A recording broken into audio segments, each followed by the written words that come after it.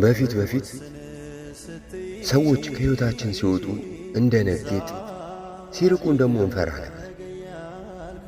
የሰዎች መራቅ የኛን ማንነት የሚያጎድለው ብቻችንን መቆም የማንችል ይመስለን ስለነበር ስንት የማይገባቸው ሰዎችን እንኳን ላለማጣት ብዙ ዋጋ ከፍለናል።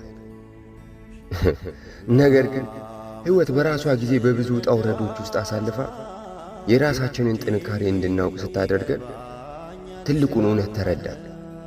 እሱም አብሮ መቆም የማይፈልግን ሰው መለመን ነፍስን ማርከስ መሆኑን ነው። ዛሬ ላይ ያ ፍርሃት ሞቷል። ድሮ እኮ ሰው ሲርቀኝ ይፈራ ነበር። አሁን ግን ከቻላችሁ ሩጡ የምትለው ያችን ጥቅስ በጀግንነት እናገራለን። ምክንያቱም እኛን ጥሎ በመሄድ የሚጎዳው የኛ ህይወት ሳይሆን ትቶን የሄደ ሰው ራሱ እንደሆነ ጠንቅቀን አውቀናል። የህይወትን አስቸጋሪ መንገዶች ለብቻችን መጓዝ እንደምንችል ካወቅን በኋላ ለመሄድ ጫማውን ላጠለቀ ሰው መንገድ ከመልቀቅ ውጭ ሌላ ምርጫ የለም። ዛሬ ቦታችን ያለው ለሚረዱንና አብረውን ለሚጸኑት ብቻ ነው። ለሌሎች ግን በራችን ሰፊ፣ መንገዳችንም ክፍት ነው። የማይፈልግን ሰው አጥብቀ መያዝ ራስን እንደመጣል ይቆጠራል። ለምን የቸኮለን ሰው አትለምን።